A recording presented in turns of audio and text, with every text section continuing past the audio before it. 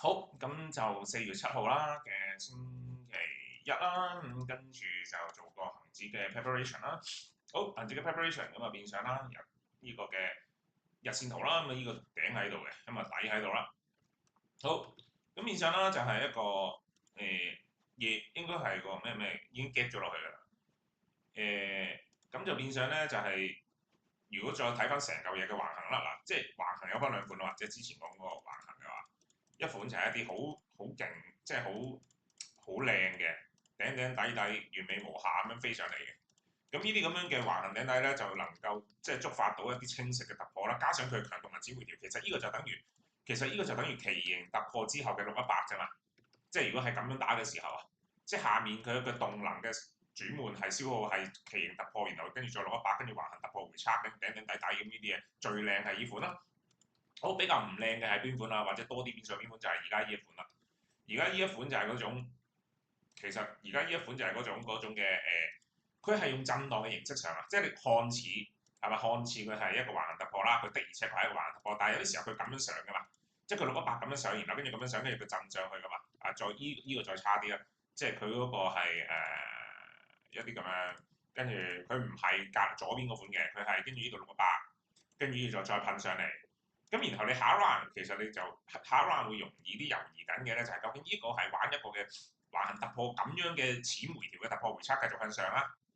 淺回調突破回測向上啊，定係佢行緊一個上行震盪啊？但係其實佢翻到嚟之後，其實最後尾係2B 落翻去，呢、這個係三條 path 嚟㗎嘛，即係三條 path 係一條 path 係呢個啦，白盲咁樣啦，另外一條 path 係佢繼續行上行一個618咁嘅趨勢上，不過佢無視呢個啫嘛。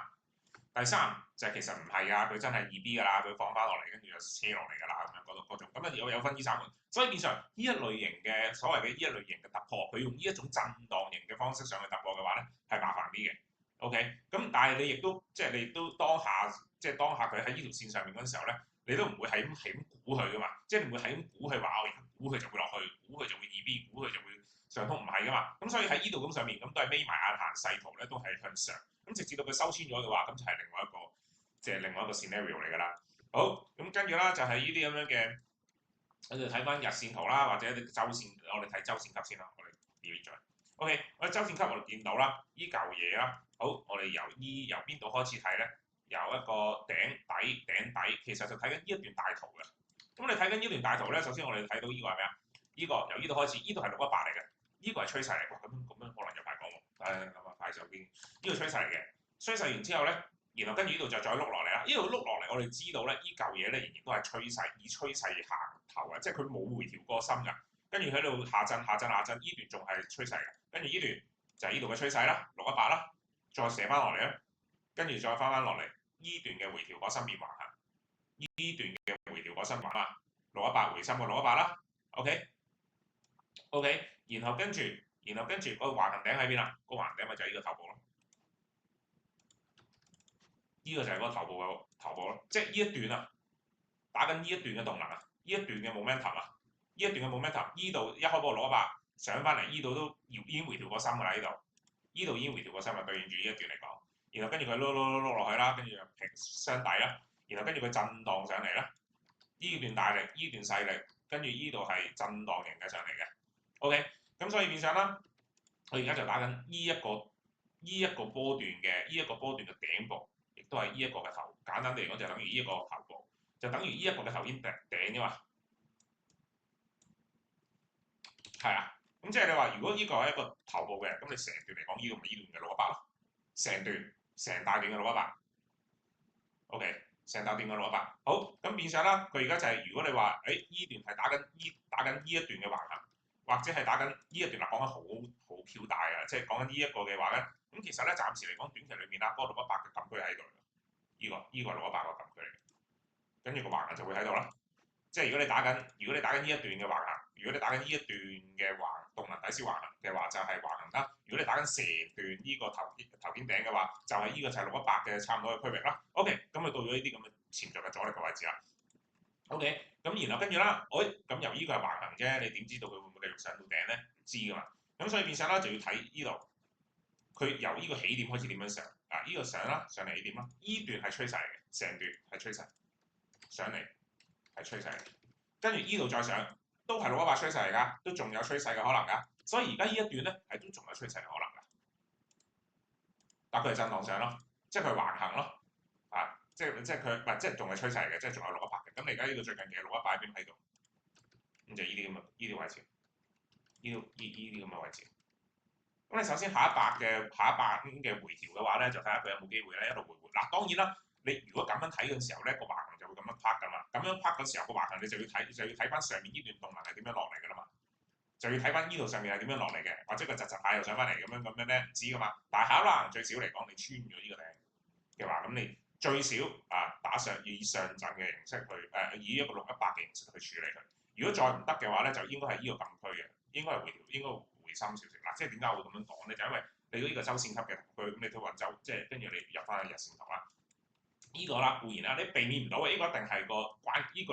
個係其中一個 key 位嚟嘅，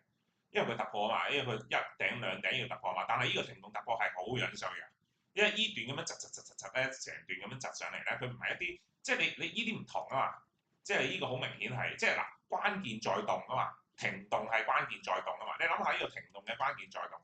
呢個位嘅前頂係停動關鍵，即係佢突破關鍵嘅位置係停動關鍵在動啊。停動關鍵在動啊！停動關鍵在動，佢係突破緊某啲嘢㗎嘛。你諗下，而家呢嚿嘢佢突破嘅，佢如果日線圖嘅話，佢突破緊啲咁嘅，佢係冇嘢突破緊，佢磨穿佢係咁磨嚟磨去。呢啲係細圖嘅突破，佢絕對唔係一個日線圖嘅突破區嚟嘅。OK，咁所以變相啦係窄細啲嘅，即係你即係睇得到係呢一個加呢一點，呢一點加呢一點嘅突破嘅呢個停動。同埋呢一點嘅呢一嚿一撇嘢係兩種 level 嚟㗎嘛，係兩種 level 嚟㗎嘛，呢個廢啲㗎嘛，咁就如果開翻周線圖嚟睇嘅話，你嗰個嘅禁區係呢度嚟㗎，係啊，咁所以佢回深啲都唔出奇㗎。咁但係當然啦，你真係太大啦，呢個太大啦呢個 area，咁所以先如果係嘛佢收落嚟嘅，你當呢啲都係即係嗱，首先就避免唔到呢個一定係個位嚟嘅。因為佢係突破區，但係佢冇停動突破，即係佢純粹係一個突破區，佢冇禁區，佢冇停動突破嘅一啲嘅關鍵在動嘅位置，呢啲咁樣嘢出到嚟喺日線圖嘅世界上面啦，比較明顯啲嘅停動突破區咧係依個位，而家咁樣講得太早，係依個位，點解？因為佢踩兩，因為呢度頂踩兩下，佢係用依個位嚟突破。咁如果係咁樣嘅話，呢個應該係啲底部禁區嚟嘅，呢個底部雙底禁區嚟嘅應該係，即係呢兩粒咧應該係底部嘅禁區嚟嘅，即係呢一個禁區，呢一個禁區係負責頂住，即係你見到個支嘢啊停動，呢兩個踩兩腳再上翻嚟，呢個位係關鍵突破緊呢一堆嘢，再加停動突破緊呢樣嘢，跟住上面呢啲係震上去㗎，咁所以啦，即係嗱呢個位一定要睇嘅。只不過咧就係如果佢一路碌嘅話，碌到嚟下面197嘅話咧，我係唔會surprise嘅，簡單啲嚟講就係，即係呢啲啫嘛，即係下面嘅呢啲咁嘅雙底位啫嘛，係啊，咁所以變相啦，而家變相嚟講，佢一收落去，大力收落去，先睇呢個嘅上行震盪，趨勢係啦，趨勢嘅獨立一段。佢加埋就未必係啊，係啊，加埋佢唔係即係佢唔係三支，你都好啦，佢唔係三支大咯，即係你再打一格咁樣睇啊，佢唔係三支大啦，係啦，即係獨立呢一段睇佢係三支大，咁咪睇下有冇觸發，係咪繼續觸發趨勢咯？唔係嘅話就上行震盪咯。如果再唔係上行震盪嘅話，佢繼續碌落去咯。但係如果你大圖成個橫行呢段睇，呢段係橫行嘅動能。呢段係趨勢嘅動能，趨勢型嘅動能係咁樣噶嘛？趨勢型嘅動能，即係咁樣嘅加埋成個橫行就唔係趨勢型嘅動能咯。呢個係橫行型嘅動能，呢個係趨勢型嘅動能，呢個係橫行型嘅動能，呢個係橫行偏升嘅動能即係震上去嗰種。但係獨立嚟睇佢係趨勢係嘛？但係如果係破壞咗呢個唔係趨勢咧，咁呢度成期嘢就有機會橫行咁樣碌落去。咁但係即係你逐班睇啦，到時候就係啊。變相就係首先就睇翻呢個前頂先咯。如果碌落去咁咪先睇個前頂係嘛？如果呢個底再穿呢啲，我唔覺得即係唔可以咁樣睇。即係總之係突破區就突破區啦，定義嘅問題係啦。咁然後跟住我就會先睇，如果佢再穿嘅話，就會先睇下面呢啲咁樣嘅位置。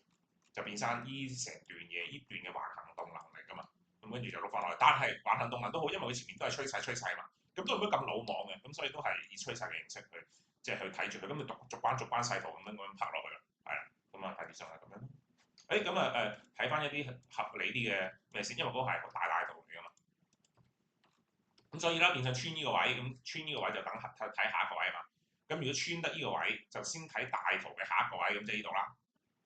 咁就變相如果係咁樣嘅話，我就需要去睇呢段嘅動能嘅，呢段動能嘅觸發係點樣啦？而家呢個係強動能淺回調啦，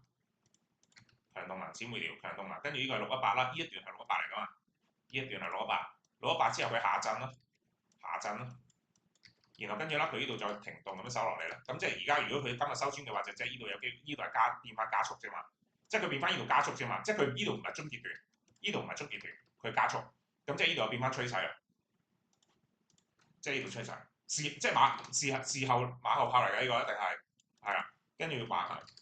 即係佢呢度係橫行㗎嘛。你橫行佢又加速咁樣，咁唔會係咁又估佢加速㗎嘛，係嘛？咁但係佢而家淨係加速咗啊嘛。即係如果佢唔係加速嘅話，呢度就應該係終結段啦。趨勢橫行，跟住停動撞落呢個支持嗰度，然後跟住佢抽翻上嚟，咁佢就係終結段啦嚇。咁但係如果唔係佢就衝落去嘅話，咁即係呢度變翻依度橫行咗咁上下之後，依度變翻趨勢。即係佢時間調整完，即係佢呢個時間調整完，然後跟住佢橫行再重新觸發一波趨勢，因為佢而家淺回調啊嘛，依個位置又變翻淺回調啊嘛。即係如果呢個唔係淺回調，佢壓到咁上下停動收翻上嚟，車翻晒上嚟嘅，咁佢咪呢個咪就係橫行嘅 range。但係如果佢繼續車落去嘅話，咁啊即係佢其實又要變翻要壓縮翻佢回調淺啊嘛，唔回調618啊嘛，咪又要假設佢翻係趨勢，跟住依度又展開趨勢咯。如果佢再吹落去嘅話，依度咪又係趨勢咯。如果係咁樣嘅話，如果佢飛落去嘅話，咁所以變相又嚟過啦，又變翻趨勢開始啦。咁啊由趨勢開始慢慢睇下佢幾時減速，幾時乜嘢，然後跟住再重新再嚟過咯。咁所以啦。今日如果車落去，其實冇乜嘢要搞嘅，因為吉嘅呢度都係，咁所以就將上面啲倉咪一路流一路推咁樣睇下佢撳到邊咯。因為而家呢個都會係嚟緊都會係個關鍵位嚟㗎啦。如果係嘅話，因為呢個都係一啲好多共鳴嘅位置嚟㗎嘛，下一個多共鳴就喺度，跟住再嚟就喺呢度㗎嘛。咁睇下佢想，即係睇下佢想碌到落邊度咯。咁大致上。